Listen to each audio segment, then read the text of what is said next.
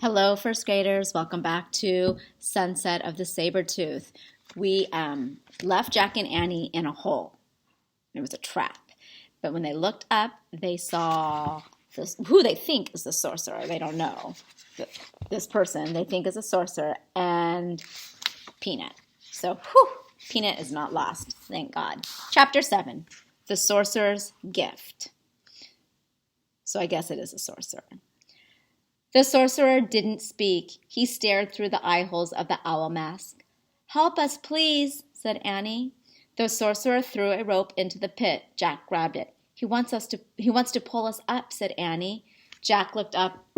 The sorcerer was gone. "Where did he go?" Jack said. "Tug on the rope," said Annie. Jack tugged. The rope was tight. It began rising. "I'll go first," said Annie cheerfully. "Annie, this isn't a game," warned Jack. "Don't worry, I'll be careful." Jack gave her the rope. "Okay, but hold tight," he said. Annie held the rope with both hands. She pushed her feet against the side of the pit. She rose into the air with the rope. She kept pressing against the side of the pit until she reached the top. Jack saw the sorcerer reappear and help Annie up. Then they moved out of sight. Jack was puzzled. The sorcerer had used both hands to help Annie, so who held the other end of the rope? "Wow," came Annie's voice. "What's going on?" Jack wondered. The sorcerer came back and threw the rope down again. Jack grabbed it, and the rope started to rise. Jack held on tight. He started up. His hands burned. His arms felt as if they were being pulled out of his sockets. But he kept his hold on the rope and his feet against the side of the pit. At the top, the sorcerer pulled Jack onto the snowy ground. "Thanks," said Jack, standing. The sorcerer was tall. He wore a long fur robe. Jack could see only his eyes through the owl mask. "Hey," Annie called. Jack turned. Annie was sitting on a woolly mammoth. Squeak! Peanut was sitting on the mammoth's head. The mammoth looked like a giant elephant with shaggy reddish hair and long curved tusks. The other end of the rope was around the mammoth's huge neck. "Lulu pulled us up," said Annie. "Lulu?" said Jack. "Don't you think she looks like a Lulu?" said Annie. "Oh, brother," said Jack. He walked up to the mammoth.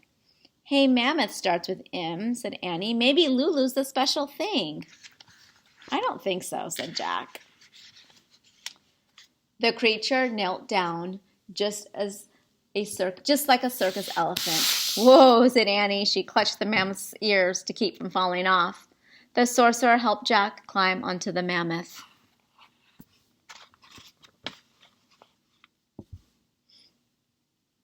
So it's kneeling down so they can climb up.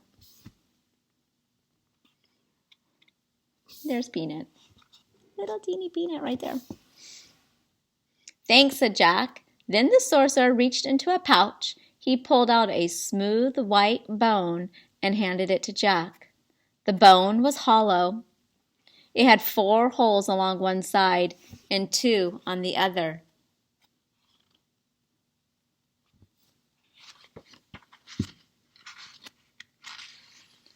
"Oh, I think it's his flute," said Jack. The book said they made flutes from mammoth bones. Jack tried to give the flute back to the sorcerer. "Nice," he said politely, but the sorcerer held up his hand. "He wants you to keep the mammoth bone," said Annie. "Mammoth bone," whispered Jack. "Hey, maybe this is the third thing." Jack looked at the sorcerer. "Do you know Morgan?" he asked. The sorcerer did not answer, but his eyes sparkled with kindness. He turned away from Jack and untied the mammoth's rope. Then he whispered in the ear of the giant woolly mammoth. When the mammoth stood up, Jack gripped Annie's coat to keep from falling off. He felt miles above the ground. He nestled behind Annie in the dip between the mammoth's head and his huge curved back. The mammoth took slow, plodding steps across the snow, then picked up speed. "Where are we going?" said Jack as they bumped up and down. "To the tree house," said Annie. "How does he know where it is?" "She just knows," said Annie. Jack looked back. The sorcerer was standing in the snow, watching them. But at that moment the clouds parted and the sun came out. Jack was blinded by sunlight on the snow. He squinted to see, but the sorcerer had vanished.